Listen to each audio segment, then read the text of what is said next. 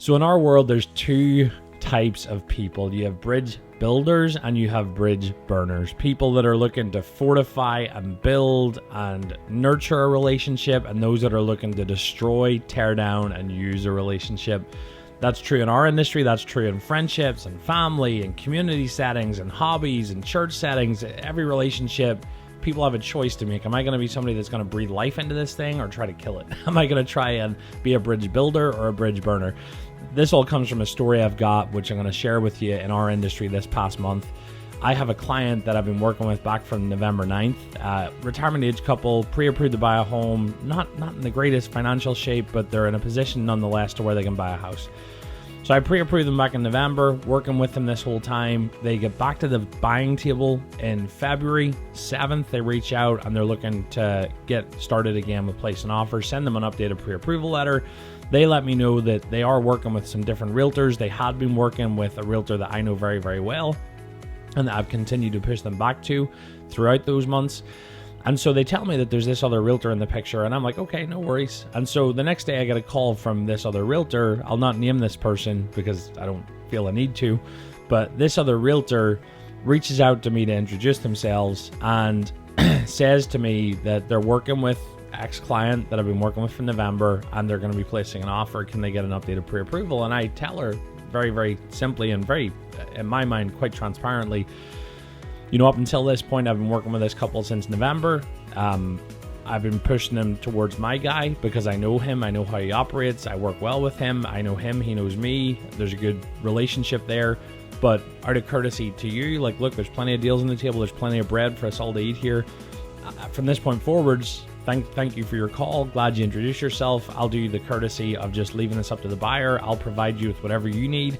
Likewise, I'll provide my other guy with everything that he potentially needs for offers, and I'm not going to sway the buyers either way towards you or towards my guy. From this point forwards, I want to stay out of this and just let the buyer decide. I'm not going to influence them either way. All I would ask is, just out of professional courtesy, that you would do the same thing. It's very easy to swoop in and try to convince people to use your lender, use your guy. I've been working with these guys for 4 months. I'll do you the courtesy. I know you're working hard at it. So she said, yep, absolutely, no problem. Really appreciate that. That was part of the reason for my call. So fast forward to the next weekend, they place the offer with this realtor. They get their offer accepted. I've been texting with the realtor, got a call from the listing agent. Great client, all's great, pre-approval's good, verified their income, verified their assets. They're a great buyer. And so they get their offer accepted. I text that realtor on the Monday and say, hey, did you say that you've got an accepted contract yet, an executed contract? And she says, yep, I'll have that over to you by the end of the day. Tuesday rolls around, still don't have the contract. Reach back and say, hey, want to get this going for our buyers. Can you send me over the contract, please? And I get a text back that says, I'm really sorry, but they've decided to go with another lender. And this other lender has magically appeared in the picture. These borrowers have been harassing and hounding me for information from November as their lender. And so I don't reply to that message. I reach out to the client. I call them and I'm like, hey, and I pretend like the lender doesn't exist. Looking forward to working with you. Congratulations on your accepted offer. We're looking forward to helping you buy your new home. Next steps are locking in your rate, getting your disclosures out, all of the above. And they said to me, well, look, this past weekend, we have this other lender that we've been talking to. The realtor asked us to reach out and get pre-approved with them as well. I don't know this guy. I've been working with you since November. What am I supposed to do? Am I meant to use this one because she's telling me to? And I simply told the client, I said, no, you don't have to. It's your choice. You're the client. We've been working together from November. To be honest with you, I've built a pretty good relationship with you. We've had a longer relationship than most teenagers have when they're dating. I would love the opportunity to work with you. So I come to find out that the previous weekend, while she's telling me that she's good, we're not gonna sway the ship here. I'm happy to work with you. You're not gonna sway them either way.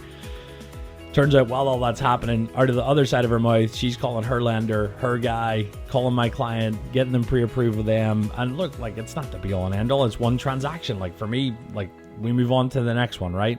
My aim with all of that was to look beyond the one transaction and look to more in the future, building a relationship with the new realtor that could lead to new business both ways. Me trying to send organic leads to her, sending leads backwards, seeing this thing multiply through another avenue and another source and another relationship, having a mutually beneficial setup.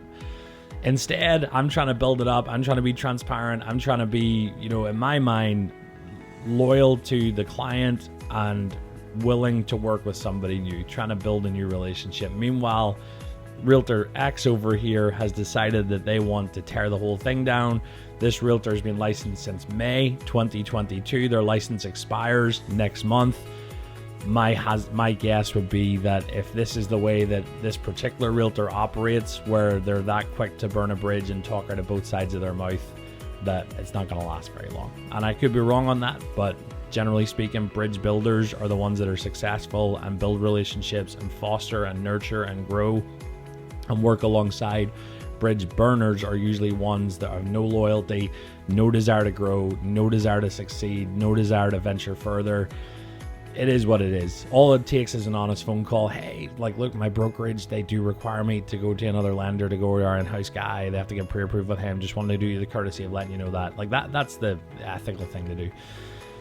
What's the moral of the story? The moral of the story is every single one of us in every relationship, we can either breathe life into it or we can kill it. We can build it or we can destroy it. It takes no skill to tear something down. It takes a lot of skill to build something up. My desire in our industry, as a loan officer, and then in my family as a husband and as a father, in my friendships, in my role within the church that I go to, my aim is to be a builder, not a burner, to add to it, not to take away and detract, to build something, not destroy something, to provide value and not to use. That's kind of the mentality of life that I have, and you tend to attract what you are. And so this particular person, I'll not be working with them again, and any future deals that could have happened there are no longer gonna happen, and that's fine. Look, there's plenty of other fish in the sea. There's more deals out there. There's thousands of other realtors in Pinellas County that'll have their license beyond March 2024 that I look forward to working with. But for you as an individual, I guess the moral of the story that we've got to ask ourselves is the way that I'm operating in my relationships, in my life, friendships, family, friends, community circles, business and work in my industry. Am I going to be a bridge builder or a bridge burner? Breathe life or destroy, fortify or neglect, utilize and use that person, or try to breathe life into and facilitate somebody else? That's my thought for the week. A little bit longer, but hope you got something from it.